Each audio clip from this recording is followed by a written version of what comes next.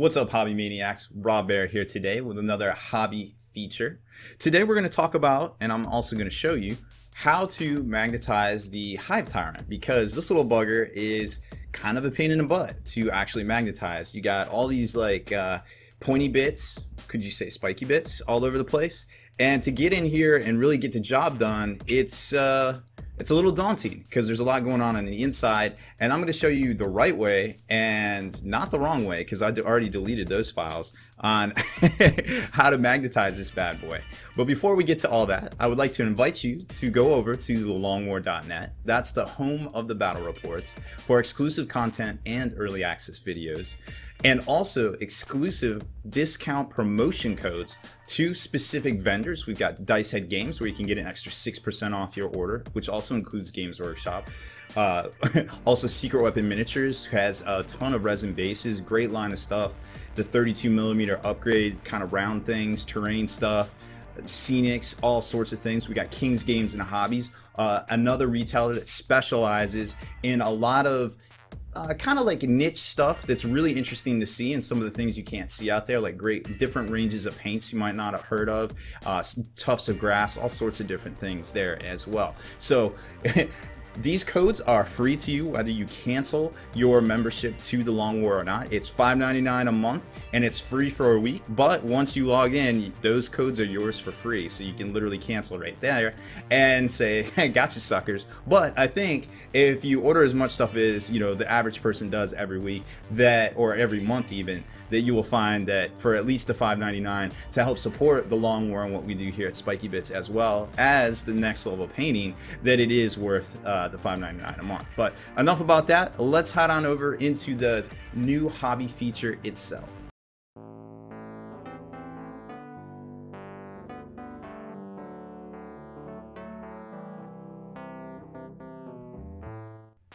Alright, so here it is. We're going to work on magnetizing these arms here. Now initially, I thought I'd be able to magnetize the wings, so I started to prep those areas there. As you can see, I got the wings, then we've got the Lashweb Bone Sword, and then we got the two Scything Talons as well. That's all this particular magnetization calls for. So the big thing is, when you're lining up the Scything Talons there, that you do the right sides out. So you can see there's the little gills, I like to call them, on the outsides of the Scything Talon arms. Same goes with the Devourers. That's a good way to tell them apart, so you don't accidentally magnetize them inside out, so to speak. The same thing with the normal Tyranid weapons as well.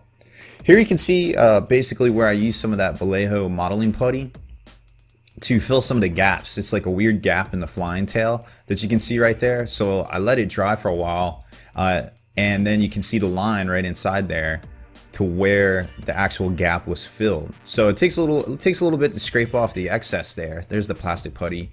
That's it's really good stuff. It gets down in the cracks. It's 100 billion times better than green stuff. Do not get it twisted. This modeling putty, plastic putty, is the heat when it comes to filling gaps for models. There you can see all the way around to the top right there. You can see where the gap was successfully filled after I scraped away all the excess. So really interesting stuff. It does the Lord's work on models. You can kind of get the feel for it all right there. So definitely check out some of that. It comes in a toothpaste sized tube, and also the normal dropper bottle that you saw right there as well. So now I'm getting my trusty thumbtack out here to basically get the little pilot holes going that we're going to use to drill down the magnet holes.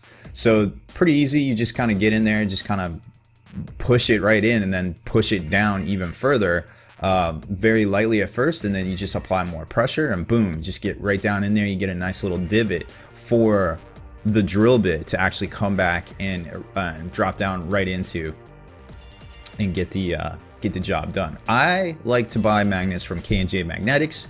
They're super cheap. I think I got all the magnets, 200 magnets or so, for about 30 bucks or something like that. These are 3/16 inch magnets by 1/8, I believe.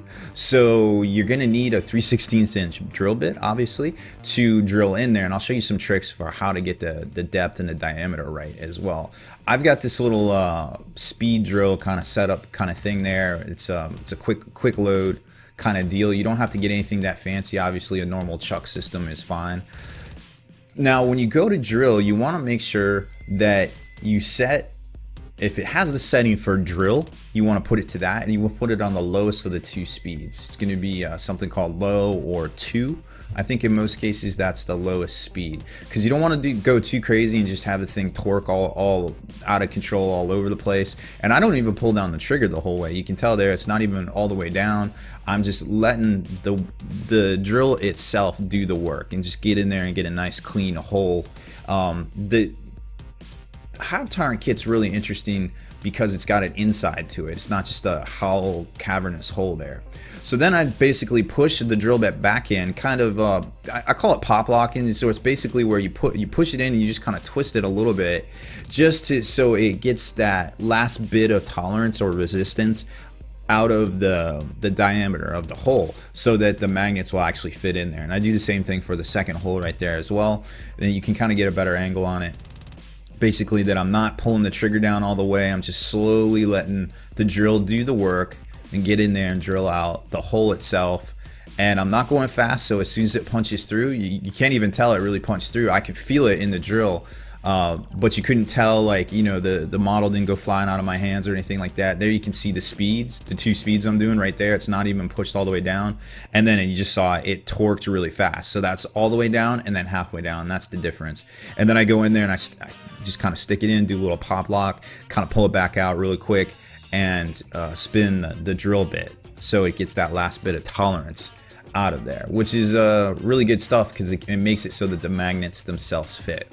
Now, I had a little bit of a pipe dream with the wings. It turns out it didn't really matter if I magnetized them or not, because they're all going to be flying Hive Tyrants, and to be quite honest, it was going to be a bear of a job to make that work with those diameter magnets. So I just glued the wings in. Of course, you can, you know, magnetize them if you want, but you don't need to, because if it's a flying Hive Tyrant, it only has one other set of weapons anyway, so it's all good. So there's that. And then I grabbed the sighting talons, and what I wanted to do, what you saw me doing there, is basically getting an idea of the angle I was going to cut it at. So I'm going to cut it at a 45, but to the arm, but then the actual ball joint itself, I'm planing at a 90-degree angle, which you can see right there. I just get in the clips. You know, always wear eye protection. You don't want these things to jump back in your face and such. So get a nice clean cut right across there, nice flush, good angle plane, and then you can see I'm lining it up in my head with how it's going to lock into there. Now, some pro tech here that I want to put you on to is take your X-Acto blade and get in there and score in a tic-tac-toe kind of hashtag fashion the plastic where you're going to put it. And what that does is that gives it something to glue to grip into and hold between the magnet and the plastic. It kind of gives it a little area to seep in and get even stronger of a bond. Now, these magnets, obviously you can't do that to the magnet because it's neodymium, and they start to crack and things like that once you break its outer shell. So don't try that with the magnets. Using metal on magnets, regardless, is probably a bad idea. You always want to make sure you're getting your polarities right. I had already done a test piece there, so I want to make sure I stuck with the right polarity. So I put a little bit of zip kicker on the strip of magnets itself and kind of let it trickle down and residue-wise into each of the magnets on the exterior surface of the magnet. And not too much, because I don't want it to weaken the bond between the magnet and the plastic. But you can see there, it doesn't take long. You can kind of twist the stack, pops it right out. And now I'm kind of sizing up the hole to where how deep I need to go with the magnet. So I figure out kind of, all right, I need to recess it about a 1/16 of an inch to get the right depth. Again, I grab my stack of magnets on one of the weapon arms already. It looks like another sighting talon, and I'm just kind of sizing it up there, double checking everything, and to make sure it's all going to be good. And I kind of get an idea of how far I can go in before I lose the magnet. So I'm just going to put a little bead of glue in there and then drop the magnet in. And as you can see there, I take something, wooden end of a brush, and kind of just start pushing it down a little bit to get it to the depth I want. Now, there is a little bit of a snug fit, and that's the whole pop locking thing that I showed you earlier. And also that dry fit I just did to see how deep I could go with the magnets themselves, also told me that yes, the magnets will fit into this hole. So always dry fit everything before you apply any glue, because digging magnets out of holes that are at the wrong depth is quite a pain in the butt actually. So you can see everything is good to go. It locks right in. It gives great coverage. You can't see the magnet. Depending on what pose you're doing there, the majority of them you won't be able to see the magnet. So that worked swimmingly, to be quite honest. So that is how you're going to want to magnetize all the other arms, which is, kind of, you basically dry fit it, figure out the exact angle that you're gonna want to kind of lock everything into, I feel like. So again, we're just gonna go through it because I don't need to show you in real time all of that stuff. So basically I'm just going to go through and line up all the other weapons, just doing the same thing, just getting the angle, kind of dry fitting it, snipping it off, getting the magnet on there, scoring it, the whole, basically the whole shebang. It's just a process that if you do it over and over again, eventually it really drills that muscle memory into what you're doing. And you can see there basically the magnet starts to stick. And then as I twist the stack of magnets, not only does it actually help because it applies heat to the reaction itself, but it also allows you to know when the magnet has successfully bonded with the plastic. So as I twist, boom, there it is. I snap it right off because I can tell the resistance is there and I can just pull the magnets apart. So you can see the bone whip and lash sword, or bone sword and lash whip has successfully been magnetized. Super easy, very easy stuff there. Okay, so looking good there, and everything snaps in, good to go. Now we're going to do the next set of weapons, which should probably be the dual devourers. And I like these little dual devourers from Forge World because they basically take something that should be in 2 arm sockets, which you can't do with the Hive Tyrant because the wings take up a socket, and they turn it into a custom bit.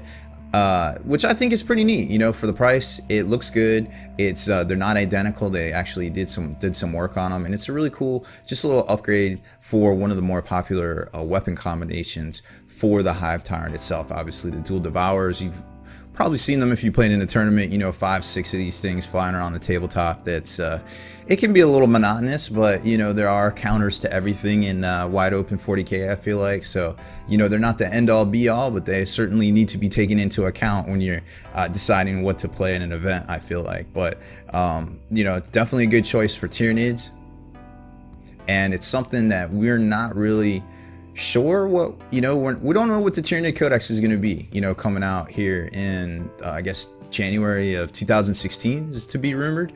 But the good news is that if you magnetize all your stuff like I'm doing here for a client, then you don't really have to worry about if something becomes bad and something else becomes good over top of it, because now you have pretty much all the options for your monsters creatures, which definitely makes things good to go. So there you can see they lock in pretty well and keep that Hive Tyrant looking good.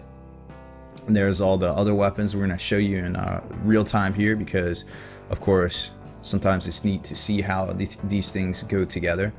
Now this basically way to magnetize things, it's pretty standard. 3/16" magnets work for most monstrous creature joints, so you can definitely rest assured that these will hold just about everything up to about the size of those flying wings right there, which I was unable to get to hold with that diameter powerful level of magnet.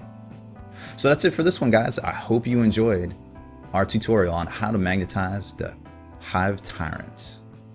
Deleted scenes, bonus content, and all the interviews and post-game wrap-up videos can be located in the Hall of Veterans on thelongwar.net. Visit thelongwar.net today and try a week completely free with no strings attached. That's not all. Thelongwar.net is also your hobby resource for exclusive early access with an ad-free experience to all your favorite videos. Members of the Hall of Veterans gain early exclusive access to multiple hobby videos.